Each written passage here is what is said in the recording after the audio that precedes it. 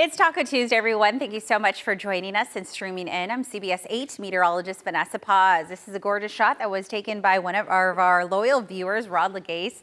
He submitted this via our CBS 8 app, and it's a photo of yesterday's sunset. Gorgeous shot there. Thank you so much for submitting that in. All right, here's what you need to know weather headline-wise. We're going to have some morning fog continuing to develop along the coastal areas, all the way into the valleys, mainly along the 15 corridor. That's where we saw it the worst in the North County this morning, and we'll likely see a rinse and repeat of that as weak onshore flow continues. We are cooler. I mean, if you've stepped outside over the past couple of days, you probably noticed that we have a slight break, relief from that excessive heat that we had to deal with last week, but we're still trending a lot warmer than where we should be for this time of year. Meanwhile, taking a look ahead to the weekend, that's when the warmth will peak, so numbers will continue to rise in terms of daily highs. And then looking ahead to next week, we have cooler weather coming in due to a couple of troughs of low pressure, and that could usher in some rain showers for us. And we'll show you those models in just a moment. But let's go ahead and take a look at the surf forecast, because after all, we are San Diego. A lot of people head to the beaches to surf.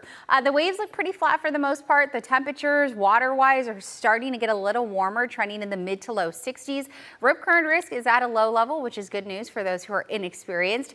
So here's the deal, the middle of the screen, that's where we should be for this time of year. We're supposed to see lots of scattered 60s because after all, we are still in the month of March, shockingly, and as we enter the spring season, we should still be fairly mild. Unfortunately, we are going to be kind of far from those numbers. Here's what I'm forecasting for Wednesday's highs. Tomorrow will be anywhere between 8 to nearly 20 degrees warmer than average, and where we have that asterisk is where we can continue to see daily max records broken. So big picture, we have that ridge of high pressure, the jet stream way to our north, and we actually have this sort of atmospheric river moving in, pummeling the Pacific Northwest, bringing more rain to parts of Portland, Seattle, Washington. And as we take a look at what's ahead, we will continue to have ridging provide warmer air for us here in San Diego. But notice what happens when I fast forward to this weekend. We'll eventually end up in between two systems. That ridge, the center of it, will move to our east. And then by the time we get to next week, we'll have a couple of low pressure systems that will provide rain, mountain snow to the northern half of California. But this will actually amplify onshore flow for us here in San Diego and could potentially take a look at that. Bring us some scattered showers by the time we get to next Tuesday and Wednesday. So we'll keep our eyes on that, but as of right now, we're going to stay dry through the weekend. All right, if you haven't heard, Padres opening day in just a couple of days. First pitch against the Detroit Tigers will be at 1:10. We're looking at very nice conditions, starting off fairly mild in the low 70s, and then we're warm in the low 80s by the time we get to the noon hours around 2 to 3 p.m. And that forecast specifically for the East Village and Gaslamp area.